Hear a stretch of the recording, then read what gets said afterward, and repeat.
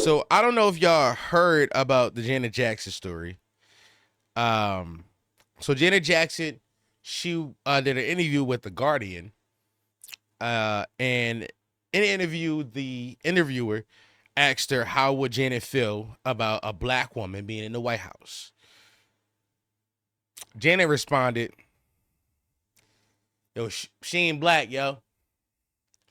The interviewer was like, "Nah, she is black. Well, she's biracial. Like her mother is Indian, but her father is a Jamaican man, and she identifies with her blackness." And then Janet doubled down and said, "Listen, her father's white. That's what I was told. I mean, I haven't watched the news in a few days. I was told that they discovered her father was white." First thing first, my first issue with this is where's Janet getting her news from? I don't know. I don't know what Janet is listening to, what Janet is watching, but if I had to assume Janet is watching Candace Owens, Tucker Carlson, and Charlie Kirk. If I had to assume based off that answer, Janet Jackson is consuming Nick Nick Fuentes podcast content. Now, I only say this because these are all right wing talking heads on the internet, and the idea that the idea that Kamala isn't black was an idea first spread by Trump. Trump was the one who was running around saying it. He was like, "Yo, I thought she was. I heard she was white. At first she was white, and all of a sudden she's black. I don't know." He just, which is just, we all know how Trump get. Trump did be throwing shit at the wall to see what stick. Oh, let me see if I can throw this out there. Oh, it is something they will take to. Oh, it is something that I can throw out there. I can throw out there to distract people. So my first question is, I don't know. I want to know where Janet is getting her news from. My second point I wanted to get to was I didn't. Now I didn't see people canceling Janet. I didn't see any people. I didn't see any talks of people canceling Janet Jackson. But I saw people making videos saying what we not gonna do is cancel Janet. Now, not to say that that doesn't exist. Not to say that there wasn't people saying it, but I'm saying it wasn't. It didn't make the rounds the way some people did. If I have to believe what happened, I believe that one person made a video that didn't get a lot of traction, saying that they were cancel Janet. Then a bigger black Gen Xer on TikTok, and when I mean big black Gen Xer, I mean like a black person with like grays in their beards and gray in their hair, made a video like, "What y'all not gonna do is cancel Janet." That video made the rounds, and then a bunch of other older black Gen Xers made videos was like, "Nah, this is culture. Y'all don't understand culture. Y'all not about to cancel Janet after her brother died. This is crazy. This is culture." Now, granted, listen, condolences, sorry for your loss, all that cool fly shit. I'm not here to make fun of that. And I'm not here to deny Janet Jackson. I'm not here to deny her contribution to culture. I'm not here to deny all of that. But the issue is you lot is gonna culture yourselves into a dictatorship. You lot is going to put the culture before the well-being of America. Now, while I understand the culture of black culture means a lot, but our cultures mean nothing if the guy who runs the country is a dictator.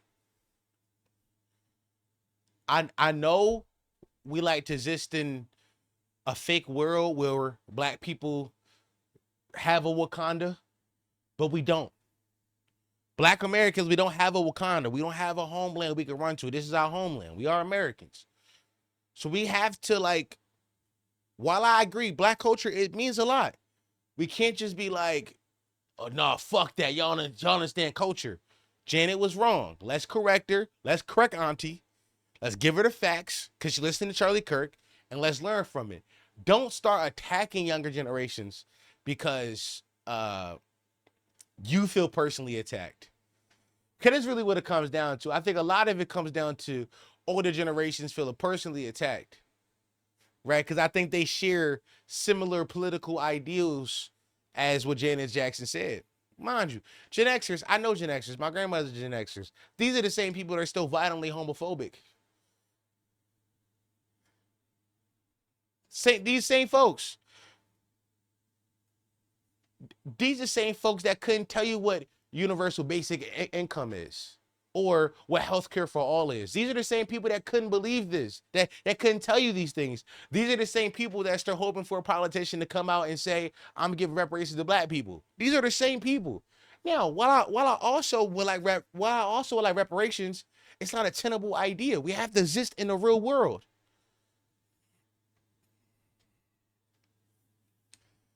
The reason why we gotta stomp out this Jana idea is because these kind of ideas get to permeated within the black community, and they're meant to divide us. They're meant to fracture us from a whole, and make us into two separate fractions, right? Us normal black folk who want people to not exist under a dictatorship, and then you niggas who still believe that Trump gave you $1,200 3 years ago.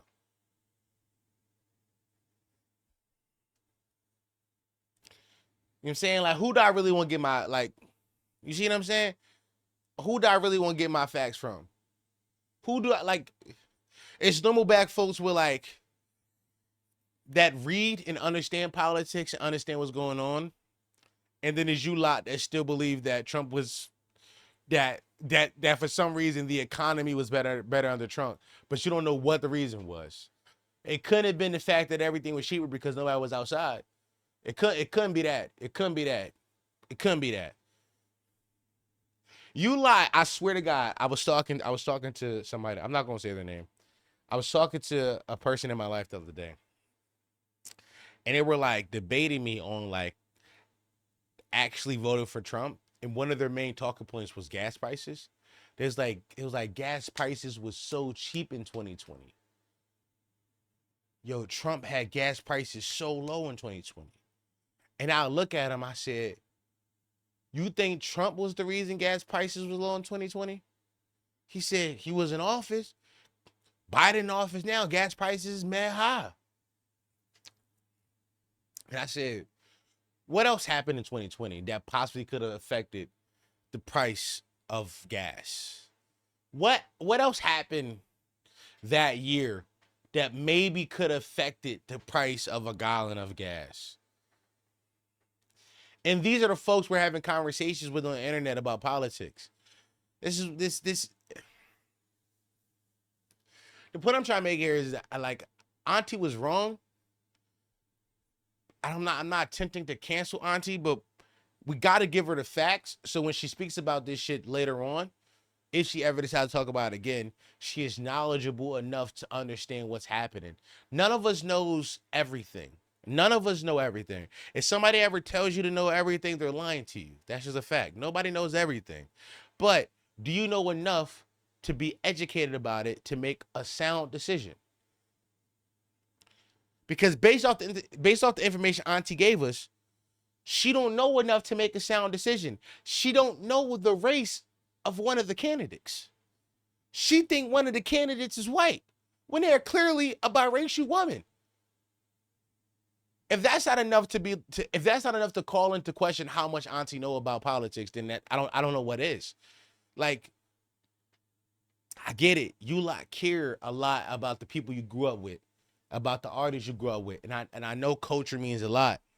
I'm not denying it does, but let's not culture ourselves into a dictatorship before our culture is Trumpism. Well, hello, potty mouth.